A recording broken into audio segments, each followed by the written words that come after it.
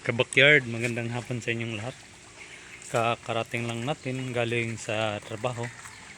So ito ngayon, nagpapakain na tayo dito sa ating mga lagang pato. Yan, yung iba busog na, yung iba ay patuloy pang kumakain. Sinasaid pa yung mga tira-tira. Pero yung iba rito ay nagpahinga na, talagang busog na sila. Malaki na yan, kabakyard, tingnan nyo. Yan, malalaki na yung mga leg nila. Ito yun, masigla yung mga alaga ko kabakyard, kasi yung pinapakain ko sa nila ay yung talagang kanin, yung tinatawag sa amin na bigas mais. Sinasaing ko yun, tapos sinahaluan ko ng feeds, yung mga talagang feeds na pangpakain sa mga ganitong pato tsaka mga chicken. Yun, nagalo ko yun. Kaya yan, masigla sila pagkatapos kumain dyan. Yan, yung iba naliligo pa. Yan, kita nyo, dahil yung tubig dyan ay araw-araw lang yan dumadaloy, patuloy lang yan dumadaloy 24/7. So yan, ang lahat ng ito ay isa lang yung mortality. Yung ina nito ay dalawa. Yung unang inahing ay may anak na 13. Pagkalipas ng 2 linggo, yung isang inahing naman ay nagpisa din ng sisiw, 14.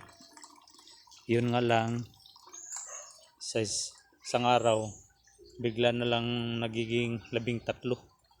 Hindi ko alam kung ano ang nakadali, pusa or daga.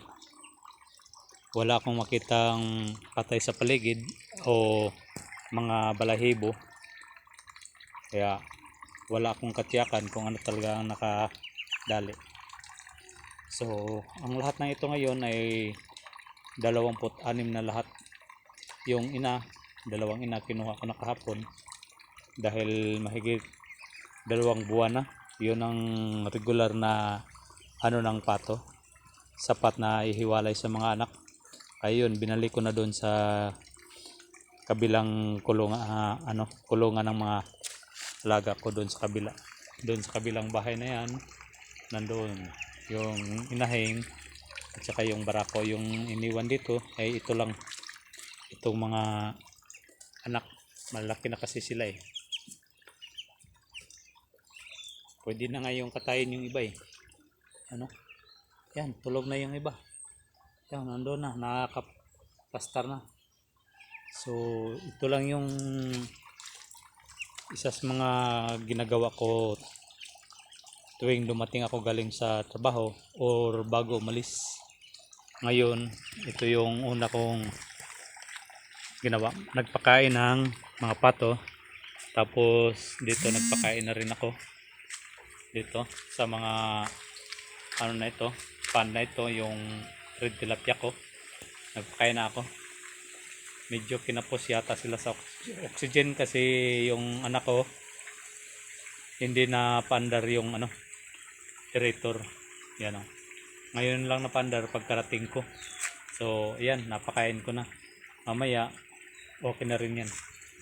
Ito naman magpapakain ako naman nito. So ganun lang talaga ka simple ang buhay. Kung gustuhin mong hindi masayang yung oras mo, sa tuwing dumating ka ng trabaho, mayroon ka pang magawa, kabubuti mo, hindi lang sa pamilya mo, pati na rin sa sarili mong katawan, kasi parang exercise na rin ito araw-araw eh. Yung may pagkakabalahan ka, kagaya nito. Yan. So sa ngayon, magwawalis na naman tayo dito. Yan, dami na namang walisin dito sa ibabaw na parte. Sa net, marami na namang dahon. Yan So ito na ngayon, maglilinis na tayo, tapos na tayo magpakain. Yun nga, yan pala, magpapakain muna tayo. Kalimutan ko na. So, sa sunod na video natin sa backyard, sasabihin ko kung ano talaga ang source ng aking tubig dito. At saka, ituturo ko kung paano at paano nagkaroon ng tubig supply na ganito. At saka anong ginagamit ko. So, ganun yung gagawin natin na video sa sunod na video ko, sa sunod na upload. Sa ngayon, ito lang muna. Kaya magandang hapon sa inyong lahat. Yan, papakain tayo. Please like and share, subscribe. Thank you and God bless you all.